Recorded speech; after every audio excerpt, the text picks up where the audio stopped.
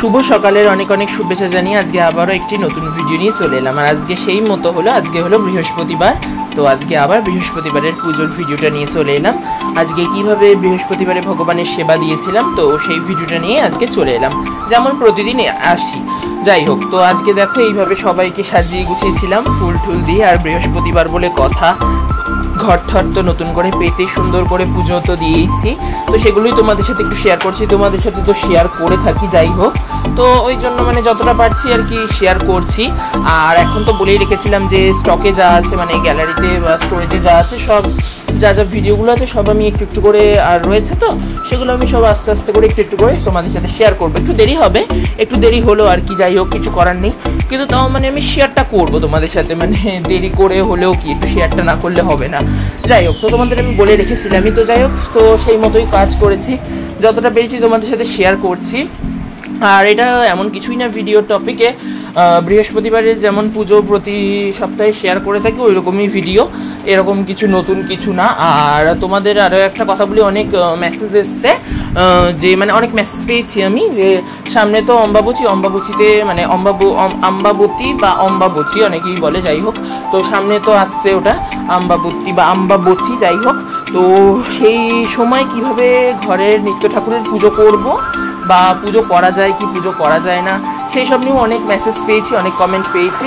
তো যাই হোক, আমি চেষ্টা করছি ভিডিও দেওয়ার, জানি না কতটা পারবো, হয়তো একটা পারবো, যাই হোক, আমি নেক্সট ভিডিওতে হয়তো চেষ্টা করব, মানে কিভাবে কি দেওয়ার, কিভাবে কি দিতে হয়, কিভাবে কি করতে হয়, আম্বাবতীর সময় যখন হয় তখন কিভাবে ঘরের নিত্য পুজো দিতে হয় বা কি করতে হয়, কি করণীয়, কি করলে শুভ ফল প্রদান হয়, কি করা উচিত, কি করা না উচিত, এইসব নিয়ে আমি একটা ভিডিও সাজিয়ে নিয়ে আসতে চলেছি। যাই হোক, এর পরের ভিডিওটাতেই হয়তো নিয়ে আসবো, যাই হোক, খুব শিগগিরই আসবো, এটার পরেই আসবো।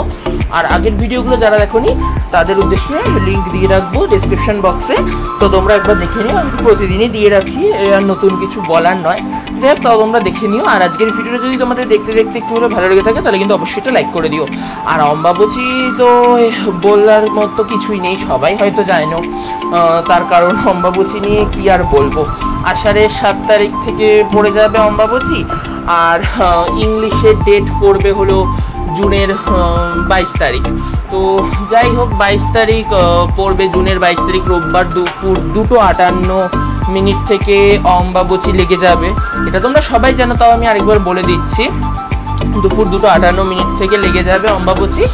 আর অম্বাবচী প্রবৃত্তি শুরু হবে 22শে জুন 2025 দুপুর 2:58 থেকে শ্রী শ্রী দেবীর অম্বুবাচী যাত্রা শুরু হবে। আর অম্বুবাচীর নিবৃত্তি হবে হলো 25 তারিখ বুধবার নিবৃত্তি হবে রাত্রির 3:26 না 25 নাগাদ। যাই হোক, তো প্রায় মানে 3 দিনের হবে অম্বাবচী। যাই হোক, তো আমি তোমাদের সাথে আজকের ভিডিওতে মোটামুটি যতটা পারছি আলোচনা করে রাখছি। আর এর পরের ভিডিও যেটা আনবো সেটাতে আমি মানে পুরোটা বলে দেবো ডিটেলসে, যে কি করণীয় বা কি করা উচিত নয়, বা কেমনভাবে ঘরের নিত্য দেবদেবীর পুজো দিতে হবে বা কি করতে হবে, কি করণীয়, আমি সেসব নিয়ে আমি নেক্সট ভিডিওতে আসতে চলেছি। অম্বাবচীতে তোমার ঘরে যে সকল দেবদেবী আছে, মানে নারীর রূপে যে সকল দেবদেবী আছে, যেমন লক্ষ্মী, মা চণ্ডী, মা দুর্গা, মা জগদ্ধাত্রী, মা সরস্বতী, এই সকল যে দেবদেবী, বিশেষ করে মা কালী, মা তারা, যাই থাকুক না কেন, সবাইকে একটু উচিত একটু লাল কাপড় দিয়ে সব ঠাকুরের মুখগুলো একটু ঢেকে দিতে হবে। আর তখন আর ভগবানের মহিলা ঠাকুরের বিগ্রহ স্পর্শ না করা উচিত নয় সেই সময়। আর তার সাথে সাথে তো যদি ঘরে লাড্ডু গোপাল বা শ্রীকৃষ্ণ থেকে থাকে, বা বজরংবলী বলো, লোকনাথ বাবা বলো, শিব ঠাকুর বলো, লাড্ডু গোপাল, বিশেষত লাড্ডু গোপাল, রাধাকৃষ্ণ, জগন্নাথ, বলরাম, সবার সেবা যেমনভাবে দেওয়া যায় তেমনভাবেই দেওয়া হবে, নিয়ম আচার মেনে। শুধুমাত্র মা চণ্ডীর অবতার রূপে মা দুর্গা, মা লক্ষ্মী, মা কালী, মা সরস্বতী, মা জগদ্ধাত্রী, মা সরস্বতী, এইসব ঠাকুরগুলিকে না ছুঁয়ে তাদের একটু পারলে তাদের সামনে দিয়ে হোক, বা তাদের মানে আসনে মানে সিংহাসনে পারলে একটা লাল রঙের একটা পর্দা দিয়ে দেওয়া হোক, মানে ঠাকুরের মুখটা যতটা পারো না দর্শন করাই ভালো। আর ঠাকুর ঠাকুরকে এমনি অবশ্যই মনে মনে তো ডাকবে, সেটা তো কোনো কথা নয়। আর তার সাথে সাথে একদমই ঠাকুরের বিগ্রহ স্পর্শ করা যাবে না ওই সময়। আর এছাড়া শ্রীকৃষ্ণ, লাড্ডু গোপাল, গণেশ, তারপরে লোকনাথ বাবা, শিব ঠাকুর, বজরংবলী, তারপরে জগন্নাথ, বলরাম, সুভদ্রা, যে সকল দেবদেবী আছে সবাইকে যেমন নিত্য পুজো দেওয়া হয় সেরকমভাবেই দেওয়া উচিত।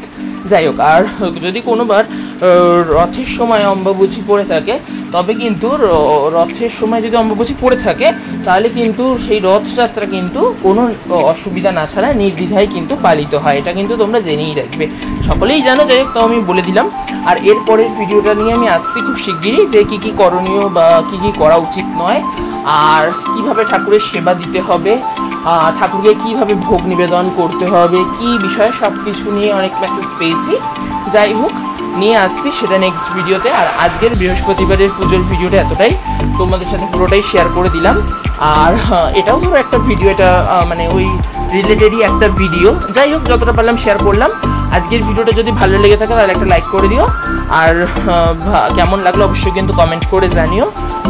আর যারা আমার পুরনো বন্ধু তারা এইভাবে আমার পাশে থেকো এবং সাথে থেকো। যারা আমার নতুন বন্ধু প্লিজ চ্যানেলটিকে সাবস্ক্রাইব করে আমার বন্ধু হয়ে আমার পাশে থাকার চেষ্টা করো। আর কেমন লাগলো জানিও। সবাই ভালো থেকো, টাটা।